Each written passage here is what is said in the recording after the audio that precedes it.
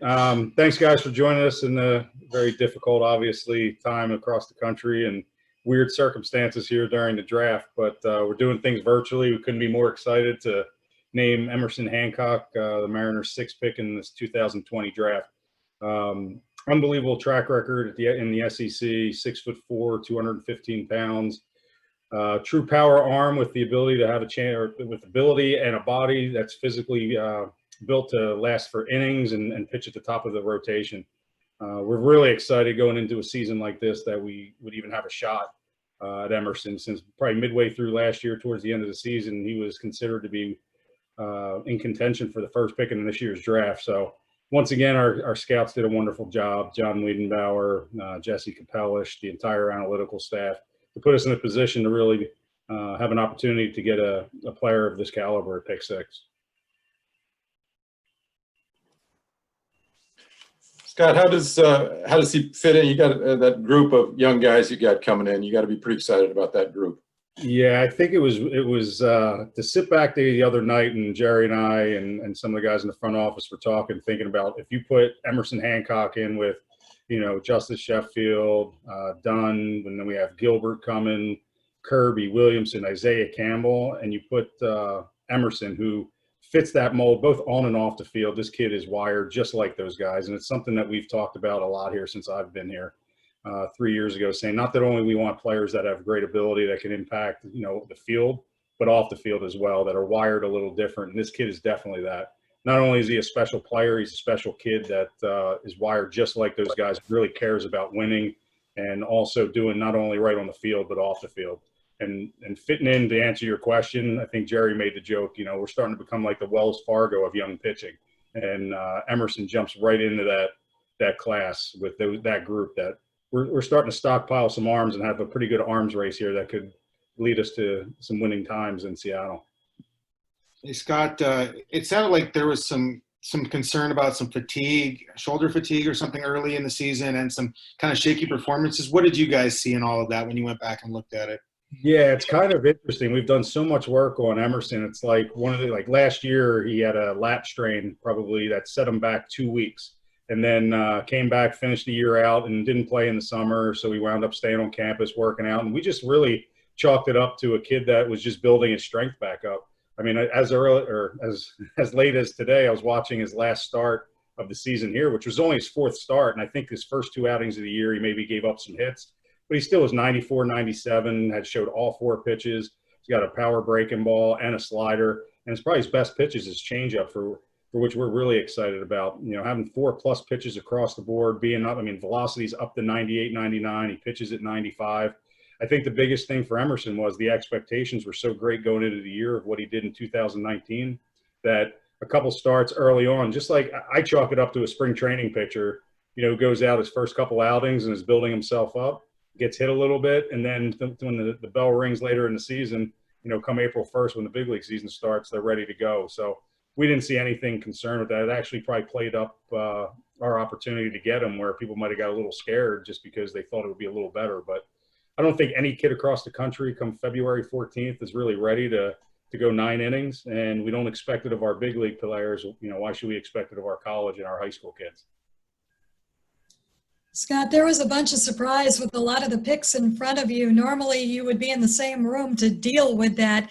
How did that all come down as interesting names were going off of the board? Yeah, it was as Jerry and Justin Hollander and Tommy Allison and myself, we were on a special teams call ourselves. We have our scouts in another team's call, and a couple picks really shocked us that we didn't see that was coming, and guys started shuffling around. So there was probably about 15 minutes of real excitement. Where your heart's pounding out of your chest with everybody having cell phones ready to call advisors and agents just to be prepared. But, with Emerson, we've targeted him from day one, and we couldn't be more than happy and thrilled to get a player like this that, as I said earlier, in the winter, I remember talking to Mark Loomis, breaking his video delivery down, going, "Hey, Mark, what do you think of this?" He goes, "Don't worry about it. If he's there, just take him." This was a kid that was going to go 1-1, and it's almost very similar to how Logan Gilbert was that year. He had a couple so-so outings. Next thing you know, Logan Gilbert, who was supposed to go in the top 5 picks, falls to us at 14.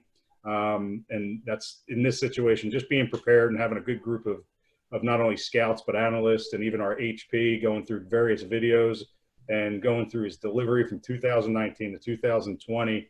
This is a kid that just fits into everything we're doing with the Seattle Mariners, and I don't see him missing a stride with those other guys we talked about a little earlier on the call.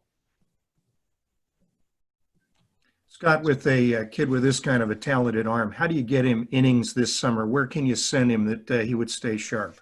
Yeah, we're all still in the wait and see mode. I mean, we all are hoping that Major League Baseball starts up here sooner rather than later. There's been some talks of, just reading the internet just like the rest of us about maybe having an extended fall league season or more traditional instructional league if, the health situation and the pandemic is in a better spot. But, we're all in a wait and see mode right now. We're just going to let Emerson and our organization really sit back and be excited about this moment.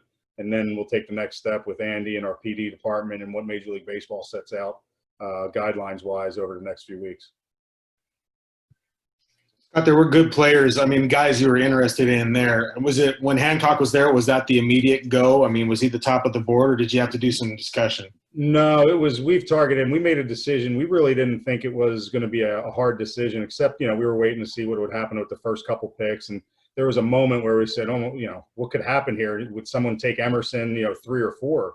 And that's where we were really probably a little nervous that once we got through the 4th pick, we started talking with his advisor to make sure that we can land him with the 6th pick. And it's been exciting. I mean, as I said, it's easy to dream on Emerson Hancock because of the person, but also the ability, the work ethic. I mean, I was so impressed with him when I went down to Athens, Georgia last January. Spent about 2 hours with him and our scouts, talked to him on the phone as recently as about a month ago or 2 months ago when we went through the pandemic. And the maturity, the whole person and player is just really remarkable. And it's something I think our whole city and organization can be proud of. Scott, control the zone is such a favorite phrase of Jerry's. How much of a differentiator for Emerson was his strike rate and the low number of walks that he had? It's actually amazing to see a kid who's, I mean, if you watch some of his videos, you watch his highlight reel. I think as of about 5 days ago, I was just laying in bed, searching the internet like we all do, and I found like a highlight reel of 2019 and early 2020 and some clips of him pitching against some of the former first rounders from last year's draft and this year's draft. And some of the things he's able to do on the mound in the baseball field really is impressive. Not only the pure stuff and power that comes out of his arm, but the ability to harness it. I mean, this kid's walking, I think it was well above any expectations of any pitcher, let alone a power pitcher of this arm. And to find a kid that throws not in the mid to upper 90s, has all 4 pitches, and just doesn't walk people, it's a really special case in our minds. Scott, how much upside is there with? It sounds like he's kind of a spin rate guy who maybe hasn't thrown up in the zone a lot. Is that an area he can go? Yeah, it's funny. He must have been on some of our calls because that was one of the things, is like breaking down Emerson Hancock, not only his pure stuff, but how can we get him better? And I think it's something that Emerson really hit me. When I met with him, he said, yeah, you know what? I came on the campus. I was able to touch 93 miles an hour, but I knew I had to get bigger and stronger. I worked my butt off every summer. That's why I didn't go play in summer baseball. And he wound up growing into his body. And this is a kid that, as with Logan and George Kirby, really is not a filled out body yet. I mean, he's really strong in his lower half, but upper body wise, there's still a lot of room to grow. And when you guys get to talk to him over the next day or two, you're going to see he's got a baby face, and I don't even know if he's shaven yet. And those are the things that I really gravitate to. But speaking of upside, he's got now strike throwing, but we sat down and one of our analysts, Joel Furman, who's probably one of the best in the business in tracking this stuff for us with all the TrackMan information, spin rates. We also went over his just pure pitch usage. He actually throws so many strikes that if we start using his fastball in different areas of the zone, we expect even a bigger uptick in his swing and miss rates.